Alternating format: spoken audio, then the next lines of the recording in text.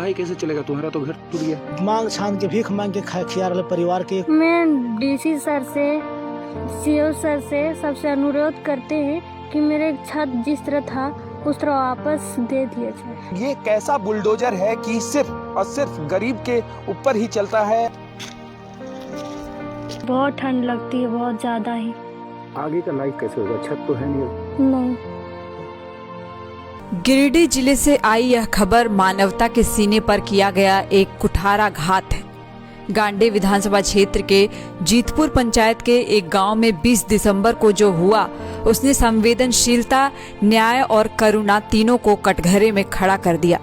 इस गांव में रहने वाले महेंद्र मंडल, उनकी 2 बेटियां रुक्मणी और कंचन तीनों नेत्रहीन हैं। आंखों की रोशनी तो पहले ही छिन चुकी है, लेकिन अब ऐसा लगता है जैसे सिस्टम ने उनके जीवन की आखिरी रोशनी यानी घर की छत भी छीन ली। वर्षों से जिस छोटे से आशियाने में यह परिवार किसी तरह जिंदगी काट रहा था, उसे वन विभाग की टीम ने बिना किसी पूर्व सूचना या नोटिस के ढहा दिया। सोचिए, जब देखने की क्षमता ही नहीं है तो किसी का घर सिर्फ ईंट पत्थर का नहीं होता, बल्कि वही उसकी दुनिया, उसकी सुरक्षा और उसका सहारा होता है। उसी दुनिया को एक झटके में उजाड़ दिया गया। आरोप है कि मकान वन भूमि पर बना था, लेकिन सवाल यह है कि अगर यही आधार था तो फिर गांव में मौजूद 50 से अधिक अन्य मकानों पर कार्रवाई क्यों नहीं हुई? सिर्फ एक नेत्रहीन और असहाय परिवार को ही क्यों चुना गया? इस कार्रवाई के बाद महेंद्र मंडल और उनकी दोनों बेटियां सड़क पर आ गए हैं। न सिर पर छत है, न शरीर ढकने का साधन और न ही ठंड से बचने की कोई व्यवस्था। दिसंबर की कड़ाके की ठंड में जब सामान्य इंसान भी रजाई कंबल के बिना कांप जाता है, तब 3 नेत्रहीन लोग खुले आसमान के नीचे रात गुजारने को मजबूर हैं। सवाल उठता है कि ये कहाँ जाएंगे, किससे मदद मांगेंगे, किस दरवाजे पर दस्तक देंगे?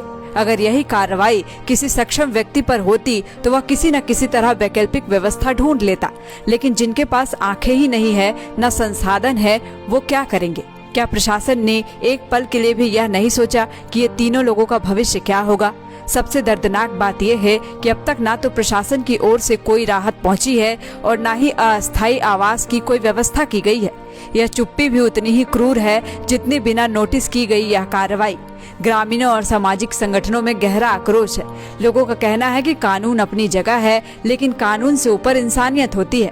यह मामला सिर्फ एक घर गिराने का नहीं, बल्कि यह सवाल उठाता है कि क्या हमारी व्यवस्था कमजोर और असहाय लोगों के लिए है भी या नहीं? क्या नेत्रहीन होना अपराध है? क्या गरीब होना सबसे बड़ा दोष है? अब जिला प्रशासन से यही उम्मीद है कि वह इस मामले में मानवीय दृष्टिकोण अपनाए, पीड़ित परिवार को तत्काल राहत और सुरक्षित आश्रय दे और यह सुनिश्चित करे कि भविष्य में किसी और के साथ ऐसा अन्याय नहीं होगा। क्योंकि अगर सिस्टम ने अब भी आंखें मूंदे रखी तो यह सिर्फ 3 नेत्रहीनों का घर नहीं, बल्कि हम सबकी संवेदनशीलता का आशियाना ढह जाएगा। हुआ था उस दिन 25 साल से हम घर में रह रहे थे। कॉलोनी निकला था 25 साल से। 25 साल से निकला था। अभी 2 रूम घर छाड़ रहे थे नया, और तो जैसे टूट फाट गया तो 2 रूम और छाड़ रहे थे, और 2 रूम छाड़ रहे थे। फॉरेस्ट डिपार्टमेंट ने आके धंसा दिया और बहुत ठंडी लगता है। दूसरे घर में हम रहता है अभी तक ले। बहुत ठंडी दिक्कत हो गया हमको, बहुत भारी दिक्कत हो गया। कहाँ ठंडा में हम रहे, और 2 बेटी हमारे आंधर है, हम भी आंधर है। हम कहाँ रहे बाबू? कैसे जीवन बिता रहे हैं? जी, मांग छान के भीख मांग के खिया रहे परिवार के। एक सूझ रहा है, और भीख मांग के किसी तरह से खिया रहा है। तो रेंजर आए थे, रेंजर को बताया नहीं सर? रेंजर के बताएं, सब दिखाएं कि सर 2 बेटी अंधा हमको है, और हम कैसे, हमको घर ना तोड़, हमारे घर ना तोड़, किसी तरह कहाँ रह, कहाँ किसी कोई कुछ सुनबे न करे, कुछ नहीं। कतना गोड़ लागल, कतना कांदली, कोई कुछ नहीं सुन रहे, कोई कुछ सुनबे न करे। अब कहाँ जाइएगा, किस तरह से? अब कहाँ जिए? जंगल झाड़ में ककरो घर में एक भाई हमारे से, ओकरे घर में कल 1-2 दिन रह दे, तार ककरो कहबे वीडियो सब के हमर घर छाड़ दी, हंसने तसने छाड़ दी। मेरा नाम है कंचन कुमारी। कितने क्लास में पढ़ती? 6 में। अब पढ़ाई कैसे चलेगा? तुम्हारा तो घर टूट गया। वही तो बताओ, अभी कहाँ रहती हो? ठंड का समय है। ठंड का समय है, किसी को घर पे पापा लोग मतलब कह के अभी 2-4 दिन किसी अंकल घर पे रहते हैं। बहुत ठंड लगती है, बहुत ज्यादा ही। आगे का लाइफ कैसे होगा? छत तो है नहीं। नहीं, कैसे रहोगी? अब जाने वीडियो सर। अब जाने वीडियो सर।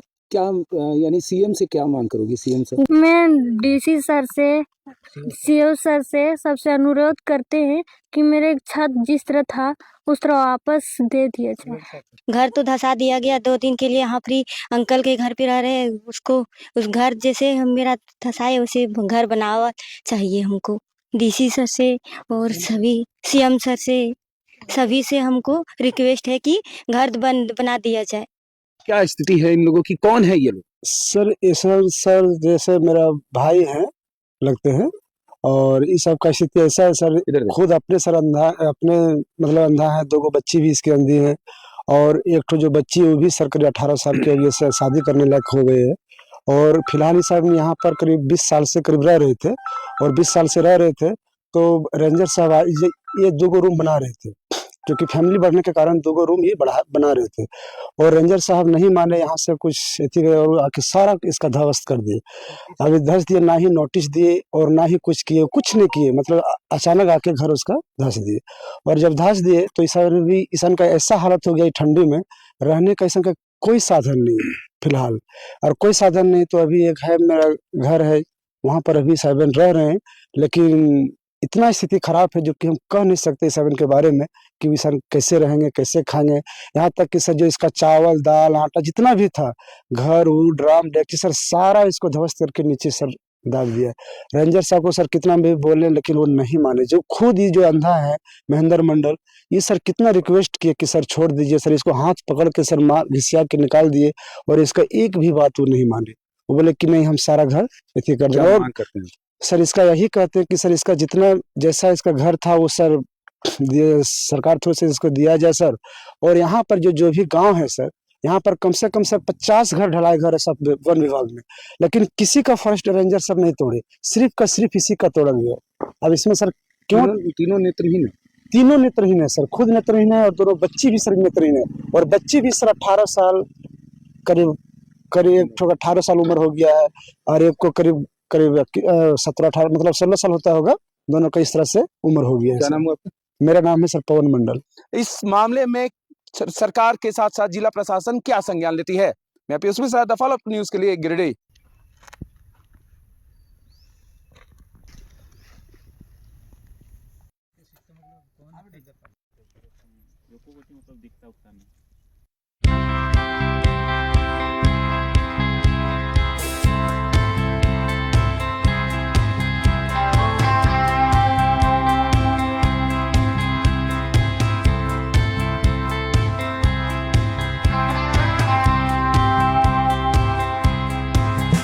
जहां 27 वर्षों के सफर में 17,000 से भी अधिक छात्रों ने डॉक्टर एवं इंजीनियर बनकर भरे सफलता की ऊंची उड़ान। जहां साधारण छात्र भी झारखंड टॉपर्स बनकर बना रहे इतिहास। दूरदर्शी शिक्षाविद श्री विपिन सिंह के मार्गदर्शन में मेडिकल एवं इंजीनियरिंग के लाखों छात्रों के लिए आशा की किरण के रूप में goal nations leading institute. thefollowup.in.